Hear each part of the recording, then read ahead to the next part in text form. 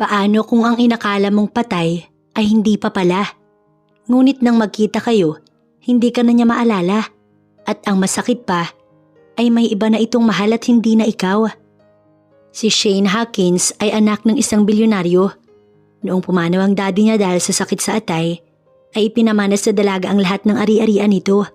Dahil doon, naging isa siyang bilyonarya sa edad na 23. Nang mawala ang ama niya, doon lamang nagpasya si Shane na bumalik sa bayang Sinilangan, ang Pilipinas, dala ang kanyang 3 taong gulang na anak na lalaki. Ito ang tanging alaala niya sa nakaraan. Ang tanging alaala niya sa ama ng bata. Ang akala ni Shane, panibagong buhay ang naghihintay sa kanila dahil taon na rin ang lumipas nang huli niyang makita ang bayan. Ngunit sa hindi inaasahang pangyayari, biglang nagbago ang tahimik na sana niyang bagong buhay.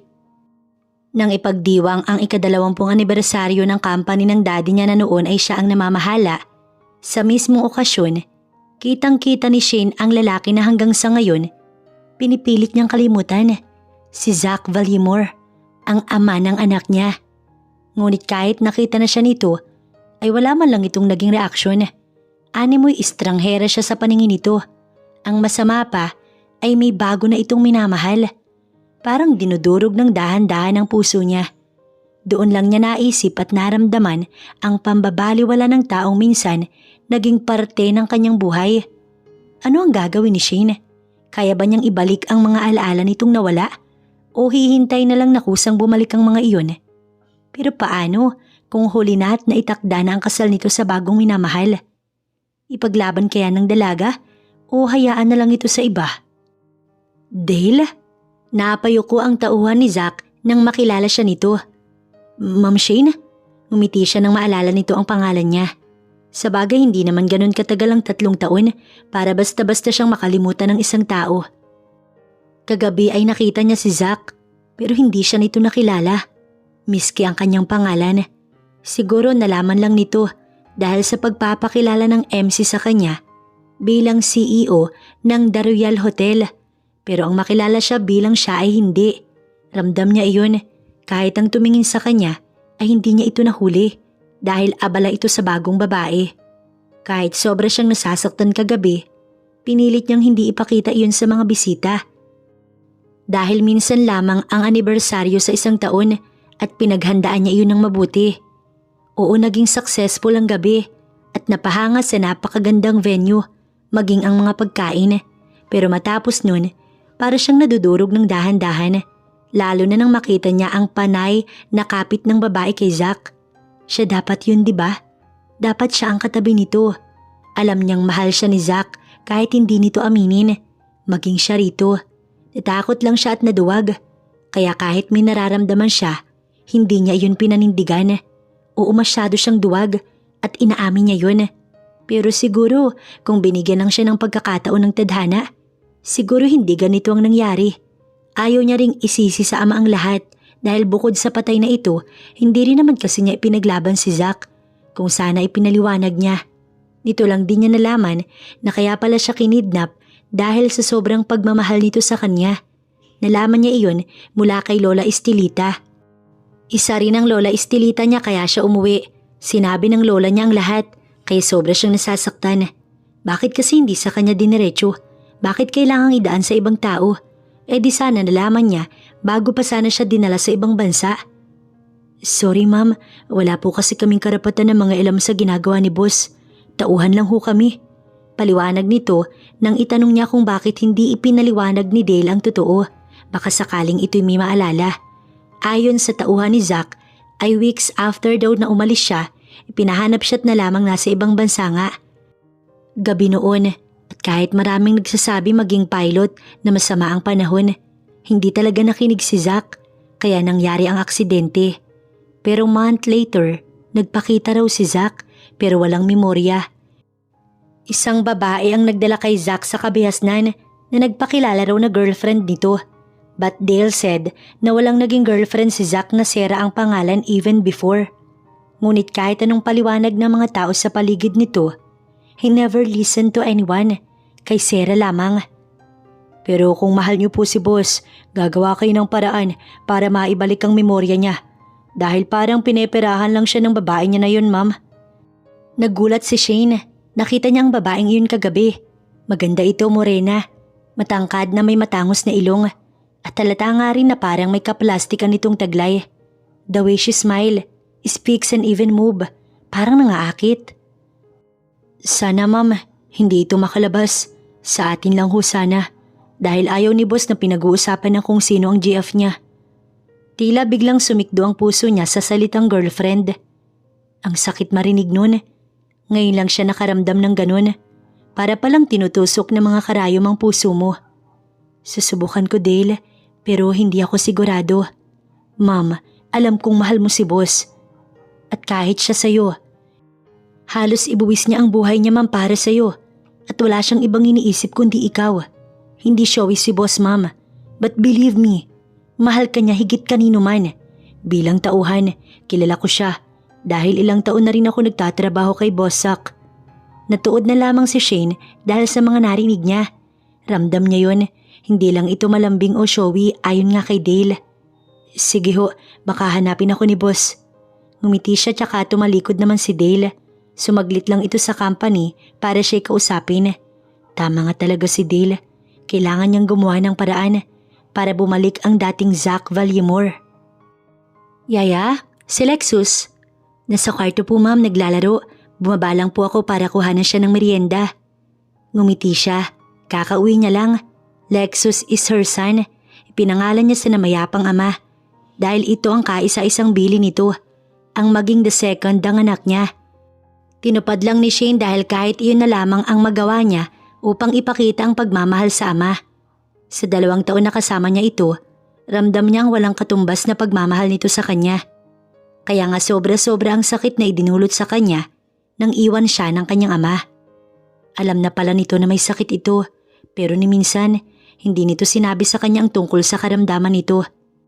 Dahil ang sabi nito, dagdag lang daw sa alalahanin niya iyon. Sige, dadaanan ko na lang siya. Anya bago tinalikuran ng kasambahay. Pagdating niya sa 2nd floor ng mansyon, ay diretso na siya sa silid ng bata. Buhat sa labas ng pintuan, naririnig niya ang tinig ni Lexus. Nakaawang kasi ang pintuan. Papasok na sana siya nang nakangiti nang matigilan siya sa pagbukas ng pintuan. Of course, I want to see my daddy also, Dragon. How about you, Rabbit? Want to see your daddy too? Are you sad, Rabbit? Yeah, me too. Because you don't have a dad? Me too, but I'm not that sad, Rabbit, cause my mommy is always beside me. She sing for me, read stories and play with me. Naluha siya. 3 taon lamang si Lexus, pero alam na ng bata ko anong meron at wala ito. Matalino ang anak niya at madali lang ding makiramdam like his father. Kadalasan ay tahimik lamang. Magtatanong lang kung kailangan na talaga. At the age of 3, hindi na ito gumagamit ng feeding bottle dahil ang dahilan ng anak niya, big na raw ito. Maalalahanin din si Lexus, lalo na kung nakikita siya nitong tahimik. Found you. Nagulat siya at natawa na lang nang gulatin siya nito. Iwinaksi ang mga tumatakbo sa isip at pumasok ng silid nito. What are you doing, sweetie? Nakita niya ang mga toys nito sa ibabaw ng kama. Ito yung mga laruan na kinakausap ng anak niya bago lamang. Nagpi-play po with Dragon and Rabbit. We shared secrets. Anito, tsaka umakyat sa taas at lumapit sa kanya. Humawak ito sa braso niya at hinila siya nito. Yumuko siya para maabot ni Lexus ang mukha niya. Hinalikan siya nito sa pisngi. Ang sweet ng baby niya. Ganito kasi niya ito pinalaki. Kasalungat sa ugali ni Zack na hindi showy. Ito kasi sasabihin nito kung galit, nagtatampo o nasasaktan nito. May kumatok sa pintuan. Bukang si Yaya Telma. Mommy? Do I have a father? Natigilan siya. Alam niyang itatanong iyon ni Lexus pero hindi niya napaghandaan na ngayon na pala itatanong ito. Bukang itatanong din ito kung anong itinanong ng bata sa mga toys nito. Naupo siya sa kama. Otomatiko namang kumandong ang anak niya sa kanya. Yes, sweetheart. You have a father. Lumiwanag ang mukha nito. Where is he, mommy? Nilingon niya ang yaya ng bata. Inaayos nito ang mga laruang nagkalat. Kasi anak, nasa malayo si Daddy. Why, Mommy? Para yatang hindi niya na alam ang isusunod sa mga sagot niya. Di kasi niya ito expected talaga. Although alam niya naman na darating ang oras na ito. Nag-work para sa atin anak, nag-work para sa kinabukasan mo Lexus. Binuhat niya ito. Bakit hindi siya uwi here? It's been a year since he left us. But why he didn't come? Lexus, baby, eto na yung cookies mo. Eat mo na, baby. Tila nakahinga ng maluwag si Shane ng mga sandaling yun dahil natigil ang pagtatanong nito at agad bumaba para kainin ang dalang merienda ng yaya. Mukhang napansin din sa wakas ng kasambahay na kailangan niya ng backup. Ayaw niyang sabihin, hindi niya muna sasabihin ngayon dahil bata lang si Lexus. 3 taon lang ito para masaktan oras na sabihin niya ang katotohanan. Kaya hanggat maaari, magsisinungaling siya at pagtatakpan ng lahat hanggang sa maintindihan na nito ang lahat. Sa ngayon hayaan muna niya na isipin itong ganun nga upang magpatuloy ito na masayang bata. Matapos niyang magpaalam sa anak, diretso na si Shane sa silid niya para magbihis. Sobrang pagod talaga ang nangingibabaw sa kanya araw-araw. Sa dami kasi ng trabaho, hindi niya na naiisip ang magpahinga. May oras na Sabado at Linggo, pero siya rin ang nag-aalaga sa anak niya kapag weekend. Gusto niya kasing maging mas malapit ang loob nito sa kanya. Hindi gaya ng iilang mga magulang na puro na lang trabaho at ang bonding sa anak ay nalimot na. Matapos niyang maligo, nagbihis na si Shane. Ngunit habang abala siya, tumunog naman ang kanyang cellphone. Agad niya yung kinuha sa ibabaw ng kama at sinagot. Shane, finally sinagot mo rin. Tinignan niya ang pangalan sa screen. Unknown iyon dahil hindi naka-phonebook ang number at hindi niya kilala ang lalaki. Sino to? Oo sorry, hindi mo nga pala ako kilala. My name is Vladimir, ang PI noon ni Zach. Mukhang natatandaan na niya dahil minsan narinig niya ang pangalan nito kay Zach noon. Why? Why? Ang asawa mo, may babaeng iba. Then you ask me why? Remember Shane, asawa mo si Zach Valimor. Kaya may karapatan kang kunin ang sayo. Para siyang natuod sa kinatatayuan niya. Oo, alam naman niya yun.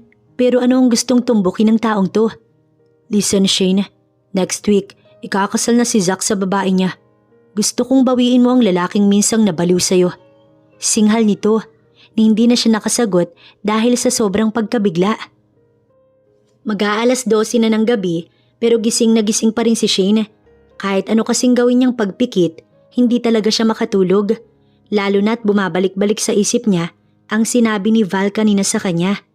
Isinalaysay lahat nito kung paano siya pagnasaan mula sa malayo ni Zach noon. Kung paano ito magtimpi dahil iniisip nitong wala pa siya sa tamang edad. At kung paano nito sinuong ang lahat, makuha lang siya. Ngayon lamang ni Shane nauunawaan ng lahat kung bakit siya pinapirma ni Zach ng marriage contract dahil ayaw nitong makuha pa siya ng ibang lalaki. Naalala niya pa kung paano nito gulatin si Dale noong inawakan siya ng tauhan. Kung paano nito titigan ng mga lalaki na katitig sa kanya. Animoy Leon na handang manakmal anumang oras. Ngayon lamang talaga niya naisip na ang lahat ng iyon ay dahil mahal siya nito. Paano ba siya naging manhid ng ganun katagal? Manhid ba? O sadyang hindi lang talaga niya alam? Paano ba niya malalaman wala naman siyang naging karanasan sa pakikipagrelasyon? Kay Zach pa lamang. Ito lang ang tanging lalaki na naging una niya sa lahat. Hindi na nga siya dumaan sa pakikipag-boyfriend dahil lumakbang agad sa asawa. Pero sa mga naging paliwanag ni Val, tila doon nagising si Shane na kailangang ipaglaban ng ama ng kanyang anak at ang kanyang asawa. Mommy? Napatingin siya sa kanyang anak. Paalis na siya nang nagpaalam lang kay Lexus. Yes, darling. Tumalikod ito at may kinuha sa drawer sa gilid ng kama. Animoy matanda na kung gumalaw samantalang baby pa lamang. Maya-maya, may larawan itong iniabot sa kanya. Mommy, is this my daddy? Look at him, he looks like me. Naistatwa siya sa kinatatayuan niya. Nilingon niya ang paligid kung saan ito nakuha ng anak niya. Ha? Saan mo? Tito Val told me. Para siyang nahintakutan. Anong sinabi nito? Ibig sabihin pumunta si Val dito? Bakit hindi niya alam? When anak, kailan pumunta dito si Tito Val? Yesterday, Mami. Napalunok siya ng sunod-sunod nang itaas nito sa pagmumukha niya ang litrato. Answer me, mommy. Is this my daddy? Is he po? Parang na-hotseat naman siya nito. Oo, sweetie. Siya nga ang daddy mo. Pakiilamero talaga ang Val na yan. Makita lang talaga niyang taong yun. Kukutusan niya ng magising sa mga pinaggagawa nito. Inunahan pa talaga siya. Napakapakailamero. We're look-alike, mommy, right? Tumango na lang din siya at kahit napipilitan. Ano pa bang magagawa niya kung inunahan na siya ng loko-lokong Val na yun? Sige na anak, aalis na si mami. Be good to yaya, okay? Hinalikan niya muna ito sa noo bago nagpaalam. Bye mami, see you! Tsaka ito bumalik sa mga laruan sa unahan. Hawak pa rin ang larawan sa kamay nito. Gustuhin o sa hindi, alam niyang madadamay ang anak niya sa lahat ng nangyayari. Iniiwasan pa sana niyang ipaalam sa bata ang mukha ng ama para hindi ito magkaidiya sa mukha ng daddy nito. Pero kung minamalas nga naman, nangaialam naman ang Vladimir na yun. Iniiwas niya pa sana na masali si Lexus pero mukhang no choice na din. Pero hanggat maaari, hindi niya gagawing pain ng bata para makuha si Zack. Gagawin niya ito sa ngalan ng pagmamahal niya sa taong yun at para sa anak din niya na umaasa na may daddy na uuwi one of these days. Pagdating ni Shane sa company, saglit siyang napahinto nang mapansin na may nagkakagulo sa unahan. Ang aga-aga pa pero parang may artistang nagawi sa hotel niya. Pero sa bagay, malimit din namang mangyari yun. Si ma'am! Hoy si ma'am! Bumalik kayo sa trabaho! Bilisan nyo! Isa-isang nagsialisa ng mga tauhan niya at doon niya nakita ng malinaw kung sino ang bisita. Biglang kumabog ang kanyang puso. Kilala niya ito kahit nakatalikod. Taon man ang dumaan, alam na alam niya ang figura nito at ang hubog ng katawan. Tumikim si Shane at pinawi ang kaba. Wala siyang dapat ikakaba kung ito lang ang kanyang makakasalubong. Hindi na siyang 18 years old Shane na halos mangatog sa takot sa tuwing makikita niya ito noon. Good morning. What can I help you? Dahan-dahan ang pagharap nito na animoy ito ang may hawak ng oras. Ni hindi ito nagbago. Ngayon niya lang ulit ito nakita ng malapitan. 1 metro lang yata ang pagitan nila. Tila dumagundong ang kanyang puso. Napakagwapo pa rin ng kanyang asawa. Miss, gusto sana naming makausap ang CEO. Ani ng babaeng nakalingkis sa braso ng asawa. Tumaas ang kanyang kilay. I am the CEO. Ikaw? Bingi ba to? Isip niya. Narinig mo, bakit kailangan pang ulitin? Babe, sa iba na lang kaya tayo maghanap ng venue. Di ko kasi gusto yung tono ng babaeng to. Tumaas bigla ang presyo ng dugo niya. Kilala mo ba ang nililingkisan mo? Nagka-amnesia siya, hindi ba?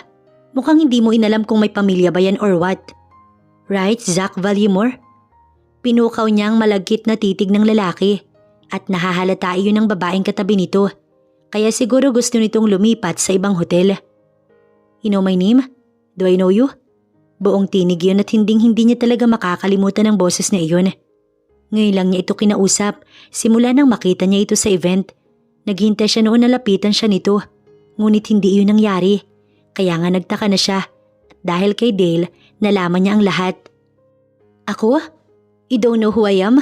I am your wife, Mr. Vallimore. Anya, niwalang 1 segundo nang tawirin niya ang pagitan nilang dalawa at isang matunog na halik sa labi ang kanyang ginawad. What the hell are you doing? Halos manapak ang babae nito dahil sa ginawa niya. Ngunit natawa lang siya, sabay kindat sa lalaking natuliro. Sinubukan niya lang at susubukan niya ulit hanggat makuha niya ang kanyang pagmamay-ari. Hindi niya ba talaga ako nakikilala? O gumaganti lang siya sa akin, Val? Naiinis niyang tanong sa lalaki nasa harapan niya. Matapos nang maganap sa labi kanina, dumating ito at inawat si Sarah na fiancé daw ni Zack dahil galit na galit ito at halos manakit na. Pati guard ng hotel, hindi kinaya ang pagwawala nito. Habang si Zack ay parang wala sa wisyong iniwan ito. Siguro sa hiya na rin sa ipinakitang asal bundok ng babae. Tinanong ko siya pero kahit nga ako'y hindi nun natatandaan. Ngunit ang mga tauhan ito'y kilala ni Zack. Minsan sabi ng doktor may case na ganun. May ibang alaala ang hindi nawawala at may bahagi ng alaalang parang pinalis lang dahil hindi nito natatandaan. Ang masama lang iyong alaala sa'yo ng asawa mo, yun ang talagang nabura, Shane. Pero huwag kang susuko kay Zack dahil sigurado ko maaalala ka rin niya. Napaisip siya sa halik na ginawa niya kanina. Para kasing may kakaiba, pero hindi niya na pinalaki sa isipan ng napansing iyon at bumalik sa pinag-uusapan nila ni Val. Fiancé na pala. So paano ngayon yan? Kakasal ba sila? Ako ang asawa. Pwede ba yun? Ano yan, Muslim? Kristiyano tayo, Val. Wala tayo sa relihiyon ng mga Muslim para magparami ng asawa. Inis niyang usal. Hindi ko alam. Siguro ay gagawan nila ng paraan na maghiwalay kayo ni Zack. Annulment, ganun. Para makasal sila ni Sarah. Stop laughing. Shane, seryosohin mo to. Dahil alam kong hindi ito gusto ni Zack. Kung wala ang amnesia niyan, iwan ko lang kung tumingin sa ibang babae yan. Kilala ko si Zack dahil halos kapatid na ang turing ko dun. Yun nga lang pati ako hindi na rin niya naaalala. Ang saklap nga lang. Anong tingin mo sa akin, Val? Susuko? Kung susuko ako ngayon, di parang ipinamukha ko na rin na wala akong pakialam sa anak ko. Ilalaban ko to para sa anak ko. Shh, tahimik. Alam kong mahal mo rin ang asawa mo. Huwag ka na magkunwari dahil alam ko na yan noon pa, no? Para talaga itong bakla, pero hindi rin mapagkakamalan talaga dahil sa laki ng tindig ng katawan. Kung magsalita kasi parang bakla. May ilan pang sinabi si Val kung ano ang trabaho ni Zack noon at kung bakit may mga armas itong bitbit noon sa tuwing may pupuntahan. Kaya pala, ngayon alam na niya. Meeting ni Shane ng 10 a.m. kaya umalis na si Val dahil kung nasa opisina niya ito ay magchichismisan lang talaga sila buong araw at wala na siyang ibang magagawa kapag ganun. Sinabi ni Val na nagbago ng venue si Zack at Sarah dahil siguro sa inis sa kanya ng babae kanina. Pero ang mas maganda ay sa beach resort pa rin niya sa Tagaytay ang naging venue ng mga ito. Hindi na rin siya nakipag-usap dahil si Darlene ang pinakausap niya sa dalawa na manager ng resort doon. Sinabi rin ito sa kanya kung kailan at kung anong oras gaganapin. Hindi siya papayag na matuloy ang kasal. Nawirduhan lang siya dahil mas inuna ang kasal kaysa annulment. Mukhang hindi pa yata nakukuha ni Zack ang tungkol sa mga sinabi niya kanina. Pero kapag nalaman ito yun, sigurado siyang kakailanganin siya ng taong yun. At kapag nangyari yun, gagawin niya lahat, makuha lang ito sa Sarah na yun. Sabado ang engagement party at paghahandaan niya yun. Hindi pwedeng manahimik na lang siya dahil aminin sa hindi, mahal niya na ang asawa noon pa. Yun lang ay huli na nang ma-realize niya. Tanga ganun talaga pagbaguhan. Inaamin niya naman, hindi tayo perfect para lahat ay malaman. Ma'am Shane, ito po yung invitation. Inabot niya iyon. Thank you, Dale. Lusot pa rin dahil kahit ang mga tauhan ni Zack kumakampi sa kanya, hindi pwedeng maisahan ng kagaya niya. Lalo na't pera lamang ang kailangan para magawa mo ang lahat. 5 p.m. ang simula. Gulat niyang usal nang makita ang invitation. Yes po ma'am, gabi po ang okasyon dahil may swimming pa daw po ang mga mag-overnight sa resort. Mukhang mas magiging maganda nga yun. Sige po ma'am, mahirap na't baka may makakita pa po sa akin. Tumango lang siya. Hindi na siya sumagot dahil may mga ideya na pumapasok sa kanyang isip ng mga sandaling yun. Ikaw ang nasunod sa buhay ko noon, di ba? So ngayon ako naman ang masusunod sa buhay mo, Zack. Bulong niya bago pinaandar ang kanyang kotse. La, kayo na po munang bahala kay Lexus ha. Nandiyan naman po si Yaya para may mag-aalaga. Overnight lang to, uuwi din po ako. Basta po mag-iingat ka lang lagi. At ito, dalhin mo na lang pananggayan sa mga malas. Isang rosaryo. Kinuha niya iyon. Salamat la. Nagmano siya bago tumalikod. Si Val ang kasama niya pero nauna na ito sa Tagaytay. Bilang personal investigator ay bihasa na ito sa mga ganito. Napaka-basic nga lang nang sabihin ito na ito na ang bahalang magmasid sa mga nangyayari. Sumang-ayon din ito sa naging plano niya. Ipinasok ni Shane ng maliit na maleta sa backseat. Damit niya, gown at swimsuit ang naroon. Siyempre kailangan niya ang lahat ng yun dahil matinding akitan ang gagawin niya. Hindi siya papayag na basta-basta na lamang makakasal ito sa kung sino. Gayong may asawa pa ito at siya ngayon. Tignan lang talaga niya kung magpatuloy pa si Sarah. Oras na sirain niya ang buhay nito. Paalis na, wagat at Val. Aniya sa headset. Tumawag si Val at nagtatanong kung nasaan na siya. Mabuti ang taong yun na kapag check-in na samantalang siya, babiyahe pa lamang. Sabado ngayon at kahit tambak ang pirmahin ay talagang iniwan niya iyon para rito. Medyo matagal ang naging biyahe dahil traffic. Pero kahit ganun, hindi naman siya masyadong na-stress dahil pinigilan niyang mainis. Good afternoon, ma'am. Naayos na po ang villa niyo. Thank you, Darlene. Nakasunod lang ito sa likuran niya. Maayos ba ang setup ng lahat? Walang papalpak, Darlene. Yung venue, maayos ba? Yes, ma'am. Naayos na po ayon sa nais ng couple. Good. Ayusin ninyo ang trabaho. Opo, ma'am. Lagi po, ma'am. Pagpasok niya ng villa, ay may ilan pa siyang sinabi sa manager. Isang buong bahay ang tutuluyan niya ngayon. May hotel naman sa tabi ng resort, but pinili niyang mag-stay sa lugar na walang ibang taong umaaligid. Ang resort niya ay may kasama na ring hotel. Bukod sa pwedeng mag-overnight, ay makakapag-relax din. Ito ang paborito niyang spot sa lahat ng ari-arian ng kanyang daddy. Kaya pag gusto niyang magpahinga, pumupunta siya dito kasama ni Lexus. Gusto sanang sumama ng anak niya, pero hindi talaga siya pumayag dahil ayaw niya munang magkita ang mag-ama. Tsaka na kapag nakuha niya na si Zach. Alas 5 ang party at naririnig na niya ang music sa front beach. Doon magaganap ang kasiyahan. Hindi siya agad pumunta. Uminom muna siya upang magkaroon ng lakas ng loob mamaya. At ayaw din niyang makita ang proposal dahil alam niyang masasaktan lang siya. Ngunit si Val ay walang humpay ang tawag sa kanya. Baka 10 missed calls. Bumaba ka na. Paano tayo mananalo kung paurong ka? Nabasa niya sa text nito, kaya nagbihis na siya. Ang semi-gown na litaw ang likod. Lantad na lantad ang likuran niya sa hapit na dress na yun. Kaunting hila lang pababa, kita na ang puwet niya. Pinili talaga niya ang ganun upang imbis na sisera na yun ang atensyon, mapunta sa kanya. Tinali lang din niya sa bandang leeg niya. Isang mataas na sandals at buhaghag na buhok na anime kontrabida sa pelikula. Baba na, huwag maghintay na siyang lalapit sa'yo dahil nagkakasiyahan na dito. Agad niyang in-off ang phone at inilagay iyon sa handbag. Kaunting lipstick at makeup bago siya lumabas. Pagdating ni Shane sa dako ng party, biglang napalingon ng ibang kalalakihan. Ito ang paborito niya.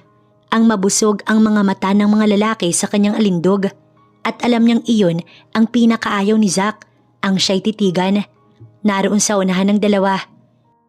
Kumikirot ang puso niya dahil sa klase ng paghawak ni Zach kay Sarah. Nakapulupot ang braso nito sa bewang ng babae. Pilit niyang tinatatagan ng loob at nakipag-usap sa mga lalaki. Ang mga mata niya ay si Val. May plano na siyang nakalatag.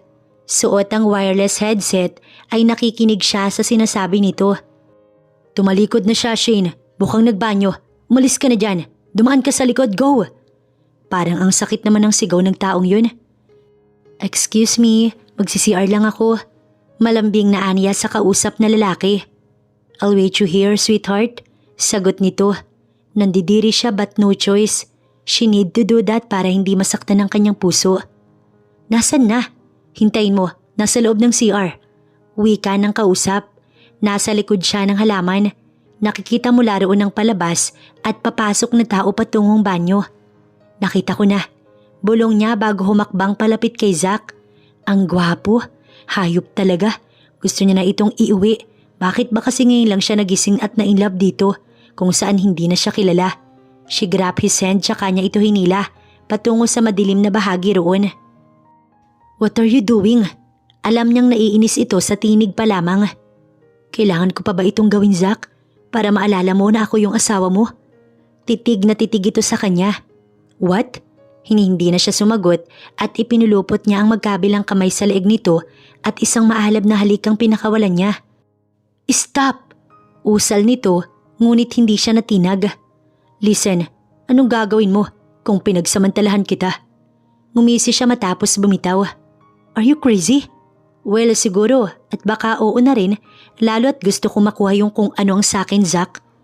Naroon pa rin ang mga kamay niya sa leeg nito ni hindi ito umaatras kaya nagkaroon siya ng pag-asa. Nakatitig ito sa kanya. Seryosong titig na noon hindi niya kayang sabayan. Hoy, malandi ka! Anong ginagawa mo?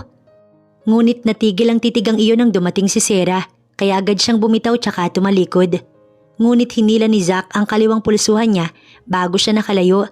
Nagulat na lang siya nang itapal nito sa likuran niya ang sarili nitong coat. Bumalik ka rito, pokpok! Sarah, stop it. No, nilalandi ka niya, Zach. I saw you with that hitad. Just stop! Narinig niyang sigaw ni Zach bago siya tuluyang nakalayo. Hindi pwedeng mapahiya siya sa sariling resort kaya kailangan niya munang umiwas. Sa ngayon, ngunit mukhang may epekto ang mga halik niyang iyon sa kanyang asawa. Bakit ka tumalikod? Isang malalim na buntong hininga ang tanging naisagot niya sa kausap. Gusto mo bang manaigang kabit kaysa sa legal? Muling tanong ng kausap niya sa cellphone. Ni hindi niya na ito pinansin. Isang tunggasan ng ngangalahating alak na nasa baso ang ginawa niya. Listen to me, Shane. Matutuloy ang kasal ni Zack at ni Sarah. Oras na hindi mo ito pinigilan. Tumanaw siya sa harapan kung saan siya nakatayo. Umihip ang malamig na simoy ng hangin.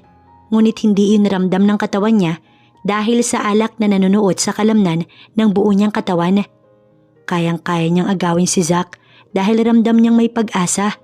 Ngunit iniisip din niya na hindi pwedeng masira ng tuluyan ang image niya. Lalo na at umuusad ang pangalan niya sa industriya ng negosyo. Hindi pwedeng masira ang pangalan ng ama niya dahil sa walang pakundangang mga galaw niya. Aagawin niya, kukunin niya kung ano ang kanya pero hindi sa paraang public. Dahil alam niya na maraming matang nakasubaybay sa kanya. Lalo na at nasa top 2 na ang kumpanya niya sa buong bansa. She need to protect her reputation. Kahit anong mangyari, hindi siya sinanay ng daddy niya para ipahiya lamang ang kanyang apelyido. Nangako siya sa ama niya na mas aangat ang negosyong sinimulan nito. Shane, are you still there? Sinimot muna niya ang laman ng baso bago ito sinagot. Val, kumalma ka lang muna. Magagawa kong makuha ang asawa ko sa kalmadong paraan. Hindi pwedeng ipahiya ko na lang ng ganun-ganun ang pangalan ko. Beside, hindi naman agad-agad makakasal ang mga yan. They need me para sa annulment kung hindi sila tanga. Habulin nila ako dahil kung ako, tama na ang ginawa ko kanina. Masisira ang pangalan ko kapag na-expose ang mga ganitong tagpo. But, hindi niya na hinintay na matapos ang sinasabi nito. In-off niya na ang phone upang matapos na ang usapan. Gusto na muna niyang mag-relax. Ayaw niyang bumalik ng Manila na sobrang stress dahil sa mga ideya ni Val na parang pang-desperada. Hindi siya ganun, hindi siya maghahabol. Hahayaan niyang sila ang humabol sa kanya. Dahil alam niya na legal ang naging kasal nila ni Zack. Nakaregistered iyon sa NSO. Matapos niyang magpahangin sa balcony ay pumasok si Shane ng villa. Maaga pa ang 8 p.m. para magpahinga. Lalabas muna siya to unwind for a little bit. Simula kasi nang umuwi siya ng Pilipinas. Negosyo at anak lamang ang kanyang inuuna.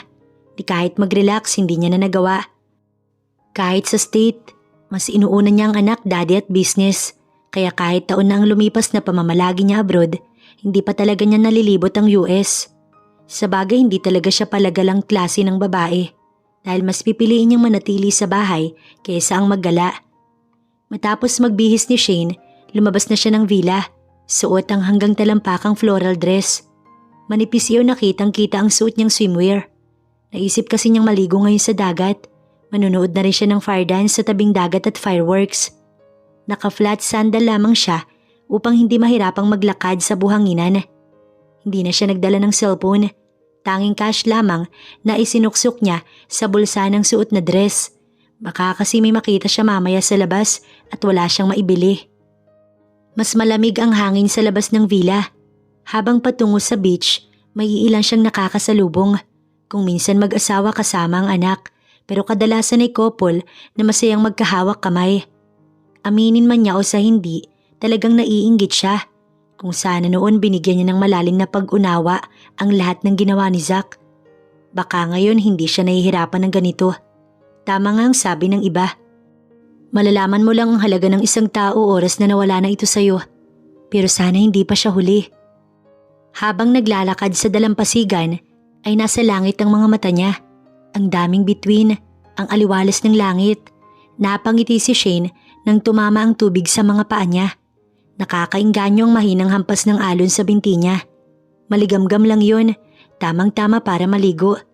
Nilingon niya ang paligid. Medyo malayo na siya sa front beach, pero ayos lang dahil memoryado niya ang lugar na ito. Mula sa malaking bato, tumigil siya roon at hinubad ang suot na dress. Dahilan para tumambad ang kaseksihan ng dalaga. Ang hubog ng katawan ng kayang-kayang ipantapat sa mga beauty queen. Ang alindog na hindi mo hahayaang mawala sa iyong paningin at kaputian na kahit gabi na, kitang-kita pa rin ang kinang. Lulusong na sana si Shane sa tubig nang siya ay matigilan. By Monday ako babalik ng Manila. Ang pamilyar na tinig na iyon na kahit nakapikit siya, kilalang kilala niya. Sige, just sign the papers. Muli nitong usal. Nilingon ni Shane ang likuran. Naglalakad ang lalaki patungo sa kanyang direksyon. Habang abala sa kausap sa cellphone, may 10 metro siguro ang layo. Rinig niya ang tinig dahil panay ang bulyaw nito. Napalunok si Shane nang makita niya ang suot nito. Nakashort lang ito na hanggang itaas ng tuhod. At isang white shirt na sa tuwing tatamaan ng hangin, bumabakat roon ang perfect 6-pack abs nito. Tila yata umaayon sa kanyang pagkakataon. Saktong ibinaba nito ang phone na hawak nang humarap siya sa dako nito, kasabay ng paghawi ng mahaba niyang buhok patungo sa likod. Kitang-kita niya ang pagkatulala nito nang dahan-dahan siyang lumapit sa lalaki na may ngiti sa labi. Pagkakataon nga naman, naibulong niya pa. You again? Ngumiti siya. Why? Sino bang mas nauna rito? Di ba ako? Kitang-kita ni Shane ang malagkit na mga titig nito sa kanya at mas naengganyo siyang bigyan ito ng magandang view. Mas lumapit siya rito at nasa 1 metro na lamang yata ang kanilang pagitan. Naalala mo ba nung unang may nangyari sa atin, Zach? Mahinang wika niya na may malambing na tinig. It's been a year pero hindi ko pa rin makalimutan. Sa isang bato sa tabi ng dagat. Alam mo bang lasing ako noon pero alam ko? Nag-iwas ito ng tingin. Hindi na niya sinundan ang mga mata nito at lumapit sa tubig. Kung alam mo lang kung gaano ako nagsisisi na hindi ako bumalik. Bumalik man pero huli na. Kakasal ka na. Masaya ako para sa'yo. Mahina niyang usal. Hey, what are you doing? Tila kinakabahan ng tinig nito. Nilingon niya si Zach. Hindi siya magpapakamatay. Siguro iyon ang nasa isip nito. Lulusong lang naman siya sa tubig. Why? Ngiting tanong niya rito. Are you crazy? Stop! Mas lumayo pa nga siya at hanggang bewang na niya ang tubig. Natatawa siya sa reaksyon nito. Anong problema nito? Hindi siya tanga para magpakalunod sa tubig. Maya-maya ay ibinaba niya ang ulo para mabasa ang buhok. Ngunit pag-ahon niya, wala na ito. Tumalikod na. Gusto niyang habulin. Gusto niya itong yakapin mula sa likod. Pero hindi niya ginawa. Ayaw niyang maging desperada sa paningin nito. Siguro nga'y ganun talaga. Mukhang kusang gumaganti ang kapalaran. Hindi na lang niya inintindi dahil papalayo na rin ito. Ayaw niyang tawagin. Para ano pa? Dahil sa inis, sumisid siya sa ilalim ng tubig. Pero natigilan si Shane nang biglang nanigas ang kanang binti niya. Kabang-kaba at takot ang biglang sumilay sa kanya. Pinilit niyang igalaw ang mga binti paahon ngunit hindi niya maigalaw. Pinilit inahon ng dalaga ang ulo. Ngunit paano niya gagawin kung hindi gumagalaw ang binti niya? Help! Minsang lumitaw ang ulo at 2 mga braso kaya saglit siyang nakasigaw. Hindi niya alam kung may nakarinig nun pero sana meron dahil unti-unti na siyang nawawalan ng hangin habang ikinakampay ang mga braso sa ibabaw ng tubig. Ilang segundo pang ipinaglaban niya ang katawan sa tubig ngunit hindi niya kaya hanggat naroon ang pulikat. Zach? Naibulong na lang ng isipan niya nang may kung sinong humawak sa bandang kilikili niya at hinila siya patungo sa dalampasigan. Shane? Shane? Are you okay? Wake up, Shane! Narinig niyang tinig ng isang lalaki at kilala niya kung kanino iyon. Shane! Gising! Kahit nahihirapan siyang huminga, naririnig pa rin ng dalaga ang sigaw na yun. Ramdam niya ang bibig nito sa kanyang labi. Binibigyan siya ng hangin. Unti-unti na siyang nawawala ng malay nang maramdaman ang mabigat na mga kamay na sunod-sunod na dumidiin sa kanyang dibdib. Shane, please wake up! Hey! Ilang ulit rin ang sigaw nito at pagdiin sa kanyang dibdib. Ilang beses ding naglapat ang kanilang labi bago siya biglaang napabugan ng hangin. Zach? Nang magdilat siya ng mga mata, si Zach ang bumungad sa kanya pero nakaalis na ito kanina. Bakit ka bumalik? Nangihina niyang tanong at pilit na itinayo ang sarili. Ngunit tinulungan siya nito kahit umatras siya. Narinig kita. Seryoso nitong usal. Hinayaan mo na lang sana ako. Don't worry, next time I'll do that. Parang pinupunit ang puso niya dahil sa sagot nito. Nagpagpag siya ng mga buhangin. Hindi pa bumabalik ang lakas niya pero gusto niya nang umuwi dahil sa sakit na mga salitang binibitiwan ng lalaki. Dadalhin kita sa hospital. No need, I can manage. Don't be so hard. Hard? Sino ba sa atin ang matigas, ha, Zach? Di ba ikaw? Kung sana hindi lang kita mahal, hindi kita ipaglalaban. Pero kung ganitong wala ka namang pakialam, bakit pa? Just sit down first, kahit sandali bago ka umalis. Ngunit iba ang sinagot nito. Humugot siya ng mahabang buntong hininga at nagpaubayan na lang sa ginagawa ng taong kasama. Inalalayan siya nito paupo sa batuhan. Ilang sandaling namayani ang katahimikan. Akala niya aalis na ito, pero naupo ito malapit sa kanya. Alon at paghampas ng tubig sa kabatuhan ang tanging ingay na naririnig niya. Ayaw niya nang magsalita pa, para kasing napapagod siyang magsalita, lalo na't parang wala naman itong pakailam. Tinitigan niya ito at nahuli niyang nag-iwas ito ng tingin. Salamat sa pagliligtas sa akin. Hindi niya mapigilang malungkot, lalo na sa tuwing nakikita niya ito. Nayuko siya. Doon lang din niya naramdaman ang paglapat ng tuyong tela sa likuran niya. Tinignan niya ito at nginitian. About the wedding, I'm sorry, It's okay. Pero sana pagbigyan mo ko kahit ngayon lang, Zach. Pakinggan mo ko. Paniwalaan mo naman sana ako. Nag-iwas ito ng tingin, ngunit inagaw niya at pilit ibinalik sa harap niya. Listen, I am your wife at kaya kong patunayan sa iyo yun. Tumayo siya sa mismong harapan nito. Iginala niya ang mga matatula na mga tao kahit sa bahaging yun. Mukhang wala na siyang ibang pagpipilian. Makinig ka. Ako lang nag-iisa mong asawa, Zach. Tsaka niya ito siniil ng halik sa labi para sa anak niya, para sa pamilya niya, at para sa asawa niya. Kailangan niya itong gawin. Shane? Malamlam na mga mata nito at halata na rin sa mga galaw nito ang pagkasabik sa susunod niyang gagawin. Sana maalala mo ang nangyari noon, Zach.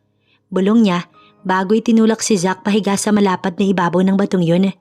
Wala talaga siyang isang salita. Pero di ba asawa naman niya si Zach? I'm sorry. Tsaka siya nito tinalikuran. Inayos ni Shane ang sarili bago sinuot ang dress at sandal. Humingi ito ng sorry dahil sa nangyari sa kanila. Naluha na lamang siya. Ramdam niya na may nararamdaman itong hindi lang nito sinasabi. Ibinigay niya ang sarili sa pag-aakalang matapos nun, aamin ito. Ngunit iba ang narinig niya. Sorry? Para saan? Dahil may nangyari sa kanilang dalawa? Alam niyang gusto rin ito ang nangyari gaya niya. Ngunit bakit kailangan ng sorry? Hinayaan ni Shane na makaalis ito bago siya sumunod. Nahihiya siya sa sarili dahil kahit na sarili niyang ibinigay, wala pa ring epekto kay Zach. Nagkakamali lang ba siya ng pag-iisip o sadyang desperada lamang talaga siya? Kahit ano pa man dun, sa huli talo pa rin siya. Mag-aalas 9:30 na siya nang bumalik sa villa. Naligo lang siya at nagpahinga na. Ito na siguro ang huli niyang pamimilit kay Zach. Hahayaan na lang niya ito. Nang makapagbihis ng pantulog, inopen niya muna ang cellphone. 20 message, 25 missed calls. Nagulat siya. Una niyang binuksan ang message. Ma'am, sumagot po kayo. Ma'am, si Lexus, dinala namin sa hospital. Ma'am, nasan kayo? Sagutin niyo ang tawag, ma'am. Importante, ma'am, si Lexus po may dengue. Ma'am, sagutin niyo po. Sa dami ng text ng yaya ng anak niya, tila nabato na lamang si Shane sa kinauupo ang kama. Ilang segundo bago siya napabalik sa sarili at agad tinawagan ng numero ng yaya ng kanyang anak. Ngunit nakailang ring na, hindi pa rin ito sumasagot. Pang-apat na tawag na iyon ang sumagot ito. Yaya, si Lexus, kamusta ang anak ko? Nanginginig ang boses niyang tanong. Ma'am, kararating lang po namin ng hospital. Ang taas po ng lagnat ni Lexus. Saang hospital, yaya? Saan niyo dinala? Hintayin niyo ako, pupunta na ako dyan. Kahit nakapantulog, hindi niya inintindi. Importanteng gamit lang ang kinuha, tsaka lumabas ng villa. 10 PM na ng gabi nang marating niya ang kotse sa parking lot ng resort. Shit, ano ba nga? Ngunit bigla siyang napaatras nang may kung sinong nakabanggaan. Nagulat pa si Shane nang mapagsino yun. Si Zach na patungo sa reception area ng resort. Hindi siya nagsalita. Tinalikuran niya ito tsaka mabilis na binuksan ang pintuan ng sasakyan. Nang maipasok ang mga gamit, saktong papasok na siya ng driver's seat nang biglang may humatak sa kanyang braso. Where are you going? Malakas niyang hinatak pabalik ang braso nitong hawak. Ano bang pakailam mo? Uuwi ako, bakit? May problema ka ba dun? Sa lakas ng bulyaw niya, tila nahiya naman ito. Tumunog ang cellphone niya. Hindi niya sinagot dahil sigurado siyang si Yaya iyon. Pagpasok niya ay akma niyang isasara ang pintuan nang muli na namang tumunog ang kanyang cellphone. Ano ba? Inis na singhal ni Shane dahil ayaw nitong bitiwan ng pintuan. Answer it. Nagmamadali ako, Zack, kaya pwede ba bitiwan mo yan? Ngunit matatag ang mga titig nito. Tuloy-tuloy ang pag-ring ng kanyang cellphone. Alis na sabi! Sa lakas ng boses niya at galit sa mukha niya ay tila napaurong si Zack. Nag-text na naman si Yaya. Ma'am, kailangan ni Lexus na masalinan ng dugo. Bumababaho yung platelet ng bata. Dagundong ang kabog ng kanyang puso. Type O po yung dugo niya. Type B po ako, ma'am. Hindi rin pwede si Nana Estelita dahil may edad na. Bilisan niyo ho. Hindi type O ang dugo niya. Tinignan niya si Zack. Nasa harapan ito ng kotse niya. Lumabas siya ng sasakyan. No choice na talaga siya. Dahil kung hindi siya ang kamatch ng kanyang anak, siguradong sa ama ito kumuha ng dugo. Lumabas siya ng sasakyan. At ngayon, siya ang humila rito patungo ng kanyang kotse. Pasok. Tinitigan siya nito.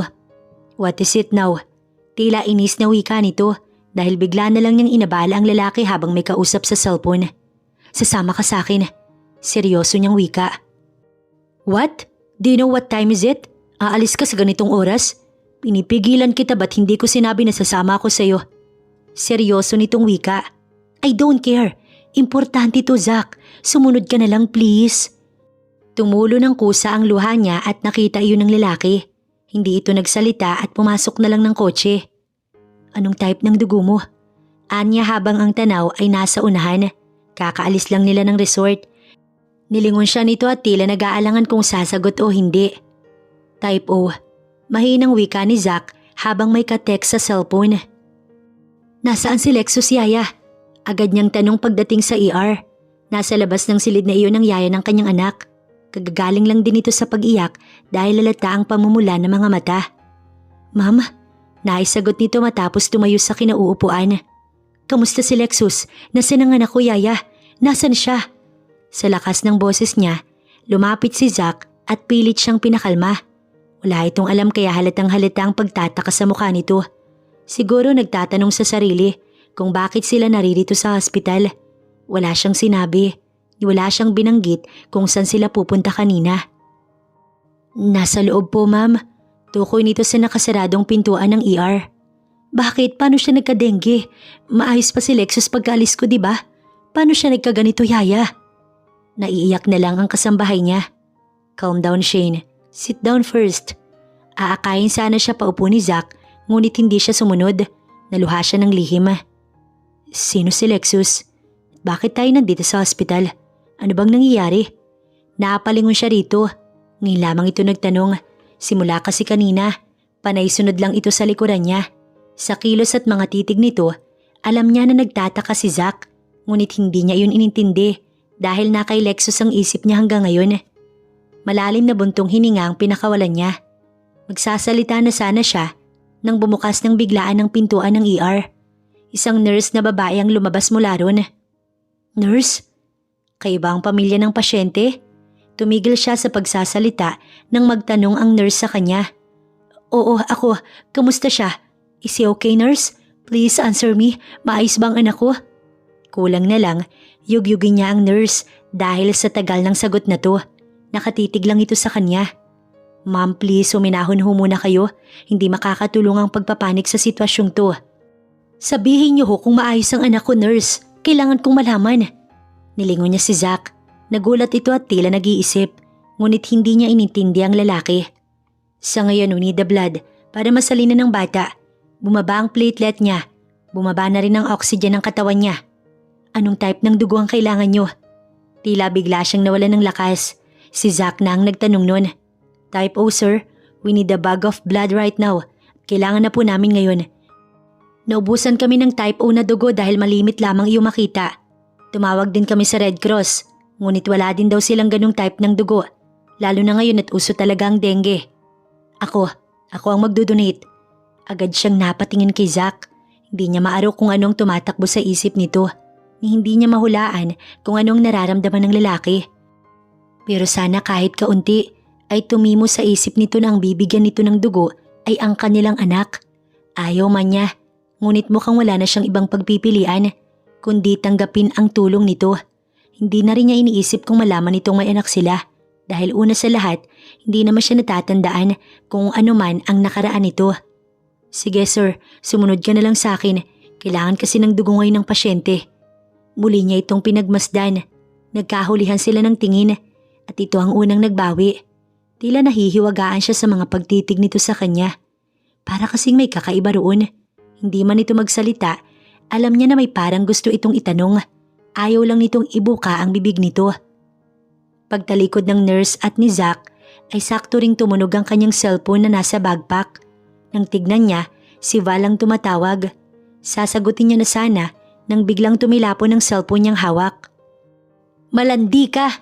Kasunod ay ang pagdantay ng palad ng babae sa kaliwang pisngi niya. Hindi niya inaagapan. Tumingin siya sa babae at muli na namang lilipad ang palad nito upang sampalin siya sa kabilang pisngi nang maagap niya iyong hinuli. Sige Sarah, subukan mo lang. Anya, nanlilisik ang mga mata ni Shane habang nakikipagtitigan sa babae. Hinila nito ang pulsuhan na hawak ng dalaga ngunit hindi nito iyon makuha. Bitiwan mo ko, malandi ka. Umisi ang dalaga tsaka niya ito itinulak ng malakas. Hayop ka! Singhal nito nang tumilapon sa lapag. Tumayo ito at muli sana siyang susugurin nang mabilis na kinuha ni Shane ang baril sa dalang bag tsaka iyon itinutok sa babae. Sige, subukan mo nang magkalat yung utak mo sa sahig, Sarah. Nang makita nito ang hawak ng dalaga, napaatras ito. Malandi ka mo? Sino ba sa atin ang nang-agaw ng asawa, Sarah? Alam kong alam mo na may asawa si Zach, pero itinuloy mo pa rin. Itatanong ko sa'yo, paano kayo ikakasal kung kasal pa siya sa akin? That's none of your business at bakit ka ba nakikialam? Ako na ang mahal ni Zach at hindi ikaw. Dahil alam mo ba kung bakit? Dahil ako lang naman ang tumulong sa kanya noong panahong wala siyang maalala at nasa gitna ng kawalan. At kinuha mo yung pagkakataon para sabihin sa kanya na ikaw ang GF niya? Ano? Huwag mo akong gawing kagaya mo, Sarah. Dahil bago ko sinimulan na kunin ang asawa ko, alam ko kung anong kagagahan ng pinagsasasabi mo sa kanya. At dahil wala siyang naaalala, ikaw ang pinagkatiwalaan niya. Ngayon, sino ang malandit mga agaw sa atin, Sarah? Tsaka niya kinasa ang baril. Ngayon, umalis ka dito bago pa magdilim ang paningin ko. Dahil kung hindi, dediretso ka sa morgue ng hospital na to. Mabuti na lang talaga't dala-dala niya kahit saan ang baril na ibinigay ng daddy niya noon. Dahil sabi nito, walang ibang magtatanggol sa kanya kundi siya lang din. Pinauwi na muna ni Shane ang yaya ni Lexus. Total at narito naman siya. Siguro inabot ng 15 minutos bago bumalik si Zach. Nakalis na rin si Zera ngunit nagbanta itong babalik at kukunin raw ang sa kanya. Hindi siya natatakot. Ngayon pa ba siya matatakot kung lahat na ay napagdaanan niya? Ngayon lang talaga tumimo sa kanya na kailangan niyang tumapang hindi para sa sarili kundi para sa anak na umaasa na may ama na uuwi para rito. Ngayon lang niya napagtanto na kailangan niya itong ilaban dahil kung hindi niya gagawin, sino ang gagawa? Hindi ito umupo sa tabi niya. Sumandig lang ito sa pader sa gilid ng kinauupuan niya. Hindi siya nagsalita. Tahimik lang na naghihintay na lumabas ang anak niya. May ilang nagdaraan sa harapan nila. Tanging mga yabag ng paa ng mga tao ang naririnig sa bahaging yun. Ilang taon na siya. Doon lang napukaw ang katahimikang namagitan sa kanila. Ayaw na sana niyang sagutin pero nang tignan niya ito sa mga mata, ramdam niya ang galit roon, lalo na nang magtama ang kanilang paningin. 3 taon. Simpleng sagot niya. Kaya ba dinala mo ko rito dahil iniisip mong ako ang ama ng bata? Nagulat siya sa sagot nito. Hindi niya inaasahan na iba ang sasabihin nito sa kanyang mga iniisip. What? Napatayo siya. Idadamay mo ang walang kamuwang-muwang na bata sa mga kalukuhan mo. Galit ang tinig nito. Parang gusto niya itong sampalin, suntukin, tadyakan at bulyawan. Ngunit pinilit niyang ikalma ang sarili. Sarah told me naghiwalay tayo 2 years bago ang aksidente, Shane. Kaya wag mo kong lulukuhin. Naikuyom niya ang kamao. Mukhang sobra-sobrang naging kasinungalingan ni Sarah. At paano nito nalaman na ganun? Gayong hindi niya naman ito kilala o ito man sa kanya. Naniniwala ka sa kanya? Hindi niya nga ako kilala. Si Val at Day lang tanungin mo, Zach. Hindi kung sino walang alam sa lahat. Singhal niya sa galit. Ito ang talagang ikinatatakot niya. Kaya ayaw niyang ipaalam rito ang tungkol kay Lexus. Dahil hanggat hindi ito nakakaalala, hindi nito aakuin ang anak nila. Nasasaktan siya na hindi man lang ito naghahanap ng paraan para malaman ang katotohanan. Tanging si Sarah lamang ang pinaniniwalaan. Kahit sa anak niya, hindi ito naniniwala sa kanya. Paano kapag nalaman ito ni Lexus? Paano na? Masasaktan ang anak niya. Hindi ko ipinapaako si Lexus kung yun ang inaalala mo. Ikaw na lang ang bahalang umalam sa lahat. Mafia boss ka noon, ngunit hindi mo ginagamit ang utak mo. Marami kang koneksyon, marami kang kakilala at si Val ang PI mo at best friend mo. Ngunit mas pinaniwalaan mo si Sarah, ang taga-bundok na yun, kaysa sa mga taong buong buhay mong naging kasama. Kahit si Dale na tauhan mo, kahit itanong mo, bakit hindi mo ginagawa? Dahil ba sa pagiging manipulative ng babaeng yun? Akala ko ba hindi ka nagpapaloko o nakikinig sa iba? Pero ano tong ginagawa mo, Zach? Napakawalang kwentang tao mo. Ito na ang huli. Maraming salamat sa dugo mo pero siguro kung may pagpipilian ako, hindi ko hihingi ng tulong mo, Zach Valimore. Nagsisisi ako na ipinaglaban pa kita. Malamig na boses iyon. Pinilit niyang pigilan ng luha dahil baka ano pa ang isipin nito. Wala itong sagot. Narinig lang niya ang pagbuntong hininga nito bago siya iniwan sa bahaging iyon. Napayuko si Shane at unti-unting tumulo ang mga luha na kanyang pinipigilan. Huli na ito, hinding-hindi niya nahahabulin pa si Zach. Matapos masalina ng dugo si Lexus, ay unti-unting bumalik ang lakas nito. Nailipat na rin ito ng kwarto, ngunit tulog pa rin dahil mataas pa rin ang lagnat magpahanggang ngayon. Buong gabi niyang pinunasan ng malamig na bimpo ang noo nito. Mag-aalas 3 na siguro yun ang humupa.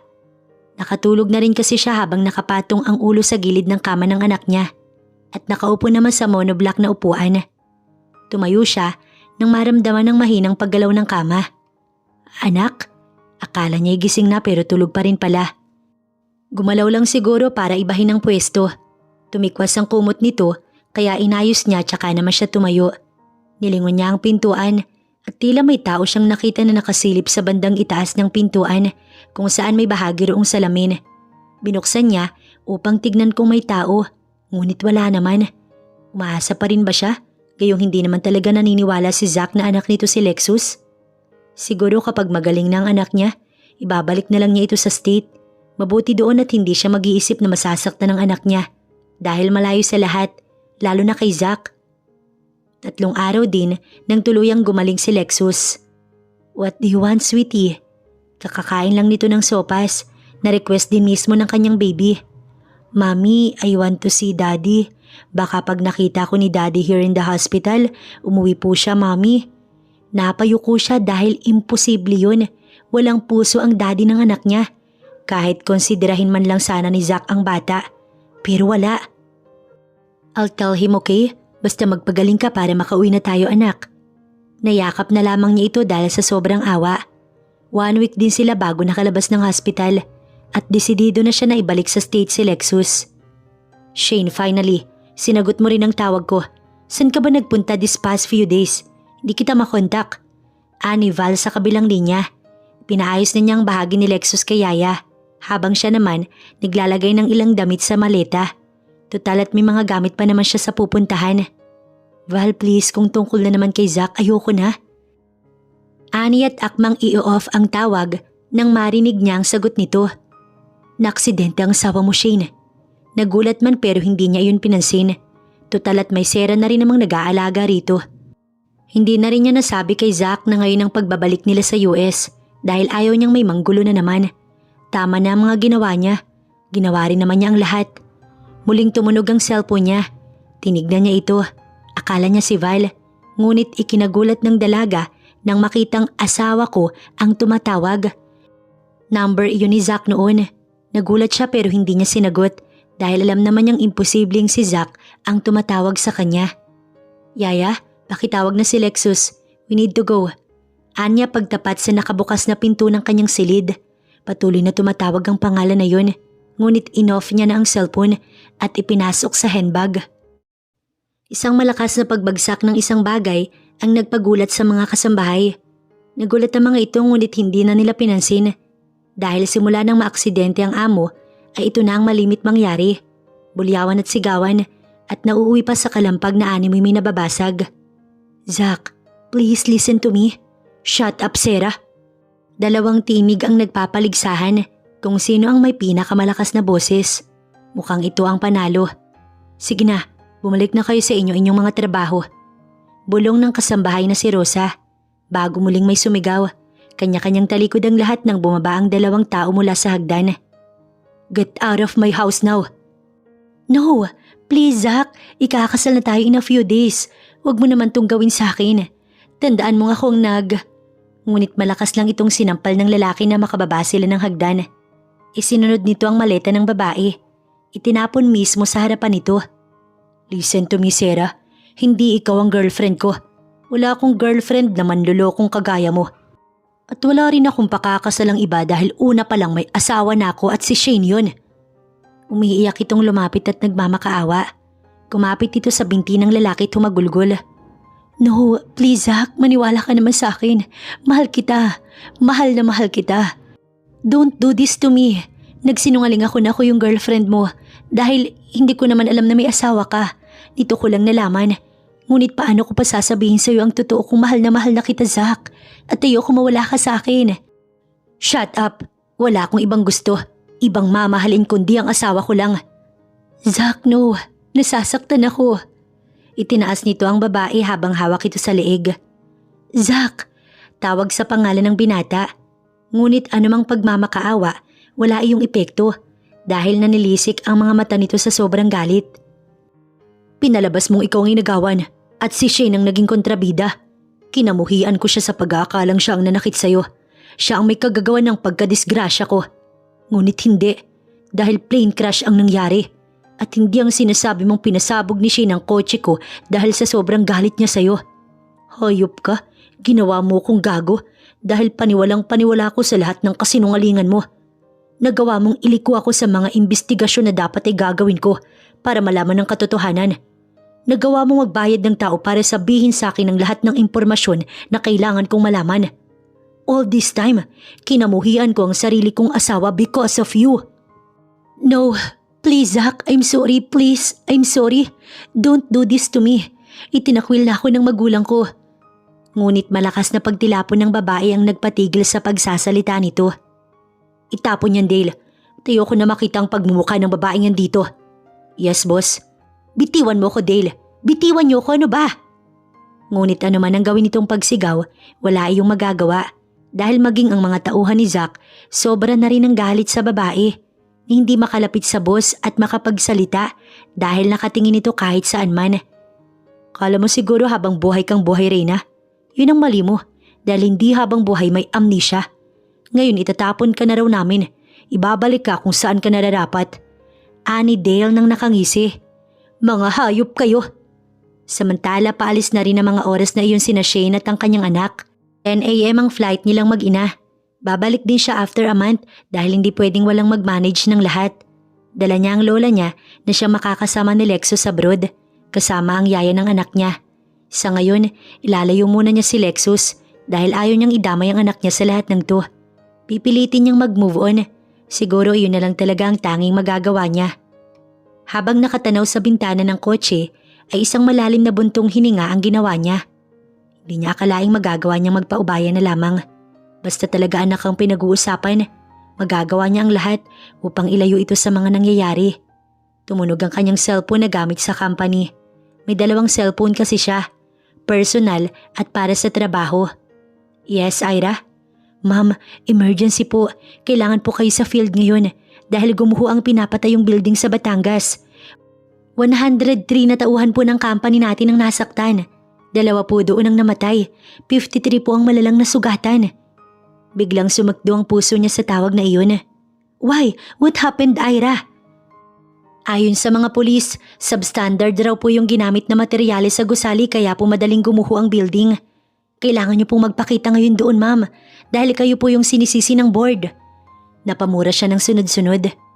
Manong Ben, iliko mo ang kotse. Bumalik ka. May emergency. Tinignan siya ng lola at anak niya nakatabi sa backseat. Anak, babalik muna tayo, okay? May kailangan si mami na dapat ayusin. Anya sa bata. San ho tayo, ma'am? Sa mansyon ho ba? Wika ng driver. Sa mansyon muna. Ihatid natin sila sa bahay. Kabang-kaba siya nang bumalik sa kausap sa cellphone. Wait me dear Ira, papunta na ako. Anya rito. Ibigay ang para sa mga construction workers. Ibigay. Mga Hawkins na walang puso, mga walang kaluluwa. Kakarmahin din kayo. Suot ang jacket na may hood, dumaan si Shane sa mga taong nagrarally. Maraming mga construction worker na may mga daladalang mga mahabang patpat at mga tubo.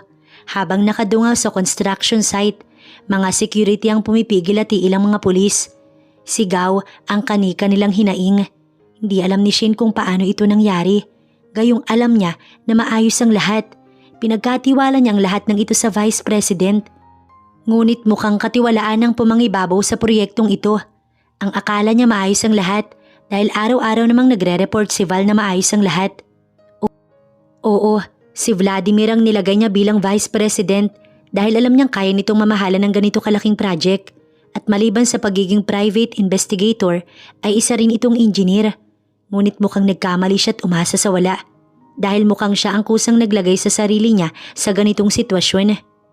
Miss Shane, mabuti po't dumating ka. Kanina pa po namin kinokontak si Sir Val pero out of coverage po siya hanggang ngayon.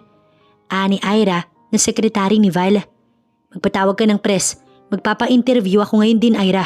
Hindi pwedeng masira ng ganito ang pangalan ng daddy ko dahil sa maling tao na pinagkatiwalaan ko. Seryoso niyang wika. Opo miss, ngayon din po. Kitang-kita ni Shane na 100% ng gusali ay gumuho.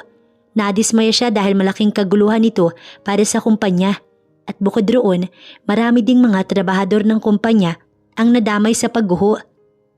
Nasa hospital ang lahat ng mga nasugatan at kailangan din niyang makipag-usap sa mga pulis ukol dito dahil alam niya na kailangan may managot sa nangyari. At si Val yun at lahat ng sangay nito na may alam sa lahat ng pinaggagawa ng lalaking yun. Pumunta si Shane sa hospital. Bawat tauhang nadamay, binigyan ng cash assistance na ayon sa pinsala ng mga ito. Libre rin lahat ng bayarin, pati danyos dahil hindi makakapagtrabaho ang mga ito ng ilang linggo. Salamat po ma'am, napakabuti niyo po. Mangiyak-ngiyak na wika ng asawa ng isa sa mga tauhan. Pasensya na kayo, hindi natin nais nangyari to. Pero hindi ko po papalampasin ang nangyari. May mananagot sa lahat ng to. Nayuko ang babait na payakap sa asawang nawala ng isang binti dahil nabali ng mahulugan ito ng tipak ng malaking bahagi ng pader.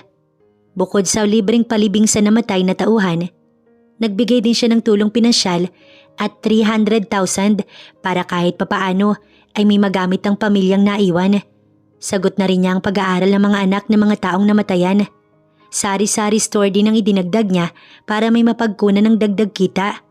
Hindi yun sapat, ngunit alam niyang makakatulong. Hindi sapat ang salitang patawad sa lahat ng naapektuhan ng pagguho. Pero taos-puso kong humihingi ng paumanhin. Gagawin ko ang lahat ng aking makakaya para mahuli ang may pasimuno ng katiwalaan sa aking company. Patawarin niyo ko. Asahan niyo na hindi na ito mauulit at isasaayos ko ang mga pagkakamaling ginawa ng aking bise. Suot ang face mask at jacket, tinapos niya ang presscon dahil sa ingay sa labas at nagkakagulo na rin dahil sa mga taong ayaw makinig sa mga naging paliwanag niya. Ang mga pulis na ang nag-escort kay Shane palabas ng exitway. Miss Shane, kailangan ho ninyong magdoble ingat dahil galit ang mga tao sa inyo. Ani ng hepe. Aayusin ko to hepe. Gusto ko lang na mahanap muna ninyo si Val dahil siya lang ang makakasagot ng lahat ng to. Nagsagawa na kami ng manhunt operation para mapadali ang lahat ma'am. Nakalabas na siya ng exit nang may kung sinong bumato sa kanyang likod. Napaupo siya sa semento at namimilipit sa sakit nang tamaan siya ng bakal na pinutol. Hayop! Singhal ng isang babae. Hulihin ninyo! Sigaw din ng pulis sa mga tauhan. Bitiwan niyo ko. Papatayin ko yung Hawkins na yan. Kasalanan niya kung bakit namatay ang asawa ko. Wika ng isang babae. Umiiyak at sumisigaw sa pighati. Hindi siya ang may gawa ngunit siya ang nasisisi dahil siya ang may-ari. Napakahayop ni Val. Kaya ba inililiko siya nito at pilit pinapahabol si Zack upang hindi niya malaman ang mga kalukuhan nito? Ngayon lang niya napagtanto na mukhang iyon na nga ang dahilan nito. Pagtayo niya, namimilipit pa rin si Shane sa sakit. Papasok na sana siya ng kotse nang biglang may kung sinong humuklit sa kanyang braso. Nang lingunin niya, natigagal na lamang siya sa gulat. Zack, naibulong ng dalaga. Sakto rin nang mapatingin siya sa unahan at may babaeng naka-jacket at nakasuksok ang hood nito. May hawak itong baril at nakatutok kay Zack. No! Bago pa man nakita at naalerto ang mga pulis, naiputok na ng babae ang baril nito. At siya ang tinamaan nun dahil naitulak pa niya si Zack bago tumama ang bala. Imbis kay Zack, siya ang lupaypay na nasalo ni Zack gamit ang bisig nito. Shane, no! Wake up, wife! Please wake up! Shane! Napabalikwas ng bangon ng dalaga dahil sa pagtangis at tinig sa kanyang panaginip. Si Zack iyon habang sumisigaw at humahagulgol. Umaagos sa mga luha niya. Pinahid niya iyon at inilibot ang paningin. Mukhang nasa hospital siya dahil sa kulay at ayos ng paligid. May dextrose ding nakakabit sa kanyang kamay at isang bag ng dugo sa kabila. Naalala niya si Zack pero wala ito roon. Walang ibang tao maliban sa kanya. Naluha siya. Mukhang umasa lamang siya sa wala. Itinaas niya ang braso at tinuyo ang luha. Tatayo sana siya nang kusang bumukas ang pintuan ng silid na yun. Nagitla si Shane sa nakitang taong pumasok. Wife, sandali, huwag ka munang tumayo. Hindi ka pa malakas, baka mapano ka. Nagulat siya sa tawag nito. Napakurap ng sunod-sunod dahil sa tawag nito. Nagpaubaya siya at sumunod sa nais ni Zack. Inalalayan din siya pabalik sa kama. Sandali lang, tatawagin ko ang doktor. Tatalikod na sana ito ng kanyang pigilan. Hinawakan niya sa braso. Anong tawag mo? What? Tawag na. Ang gwapo nito sa suot na maong short at t-shirt na itim. Nakahawayanas lang din to. Wife, sabi mo? Nauutal niyang sabi. Ngumiti ito at humarap sa kanya. Yes, you're my wife, right? Asawa kita. And I am your husband. Sunod-sunod na tumulo ang kanyang luha. Ibig sabihin bumalik na ang mga alaala nito. Shh, huwag kang umiyak, baka mabinat ka. Mahigpit na yakap ang tanging naisagot niya. Napasubsob din sa matipunong dibdib nito at dinama ang mainit nitong katawan. Sobra-sobra ang pagkamis niya sa taong ito. I'm sorry. I am really sorry at hindi ako naniwala sa'yo. Kasalanan ko. Isa nga talaga akong gago. Hindi siya sumagot. Hagulgul lamang ang tanging nagawa niya. Panay naman ang alo ni Zack upang patahanin siya. Ayon kay Zack, nahuli na si Val. Nasa Davao pala ito at ang bumaril sa kanya ay si Sarah.